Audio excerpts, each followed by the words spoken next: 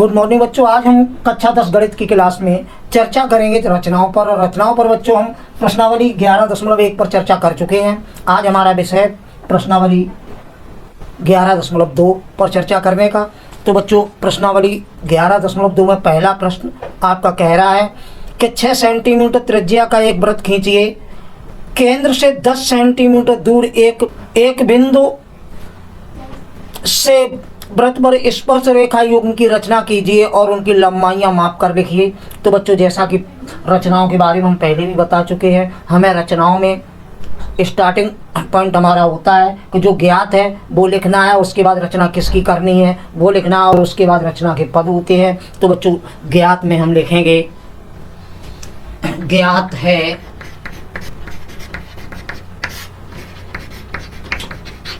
6 centimetre त्रिज्या का एक वृत्त जिसका केंद्र O है। और बच्चों इसके साथ में ही वृत्त के केंद्र से 10 सेंटीमीटर दूर एक बिंदु दिया गया है, तो वो भी लिख देंगे।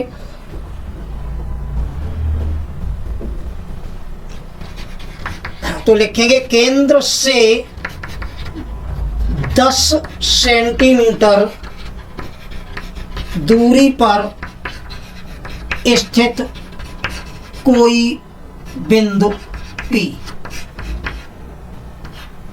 बच्चों उसके बाद हमें लिखना है रचना करनी है। तो रचना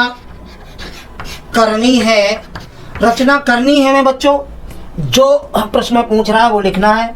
तो हम लिखेंगे वृत्त की स्पर्श रेखाओं की।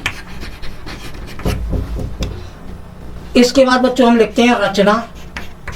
ध्यान रहे बच्चों रचना में वही चीज लिखते हैं जैसे कि हमें रचना में जिन पद जैसे जैसे करते हैं उनका उल्लेख रचना के पद में करते हैं। तो हम देखते हैं कि हम रचना कैसे करेंगे। बच्चों 6 सेंटीमीटर त्रिज्या लेकर प्रकार में 6 सेंटीमीटर त्रिज्या लेकर एक वृत्त खींचेंगे और वो मान लीजिए वृत्त हमारा ये है जिसका केंद्र हमारा O है। बच्चों ये तो 6 सेंटीमीटर त्रिज्या का वृत्त हो गया जिसका केंद्र O है। प्रश्न में कह रहा है कि केंद्र से 10 सेंटीमीटर दूर। तो बच्चों 6 तो त्रिज्या हो गई, 4 और ले लेंगे। तो मान लीजिए ये हमारा केंद्र से 10 सेंटीमीटर दूर कोई बिंदु P है। तो हम अब OP को मिला देंगे पैमाना की सहायता से। बच्चों अगला पद हमारा होगा OP रेखा को समद्विभाजित करना। तो बच्चों जब किसी रेखा को समद्विभाजित करते हैं पटरी प्रकार और पेंसिल की सहायता से, तो वो नियम होता है कि जिस रेखा को हमें समद्विभाजित करना है उसके एक सिरे को केंद्र मानिए और आधी से ज़्यादा त्रिज्या ले लो। इसे केंद्र माना हमने, आधी से ज़्यादा त्रिज्या लेकर ये चाप लगाए ये, और उसी त्रिज्या से दूसरे सिरे को केंद्र मानकर जो चाप लगाएंगे वो चाप मान लीजिए एक दूसरे को यहाँ काट रहे हैं। इन दोनों चापों को मिला देंगे तो ये हमारा समद्विभाजक हो जाएगा और जिसे हम बिंदु M दे देंगे।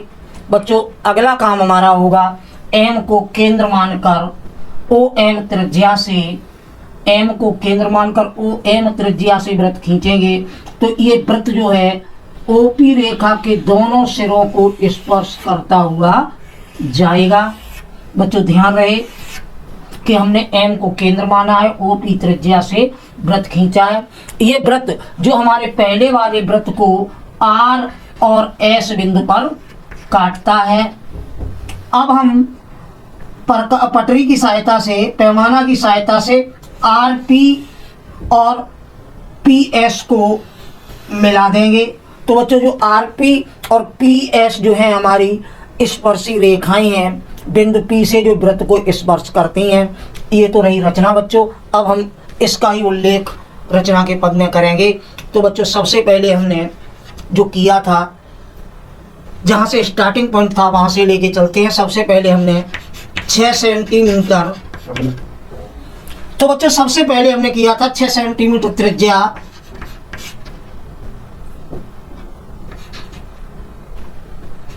का एक वृत्त खींचा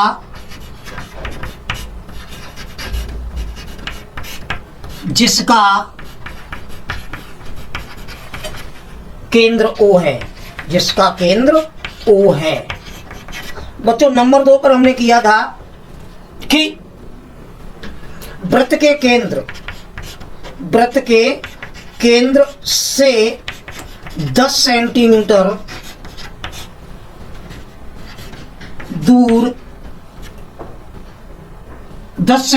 दूर एक बिंदु P लिया। जो बच्चों हमने ये बिंदु P लिया था उसका उल्लेख हो गया है। अब नंबर 3 पे हमने जो किया था कि OP को मिलाया। नंबर 4 पर बच्चों हमने OP रेखा को M बिंदु पर समद्विभाजित किया।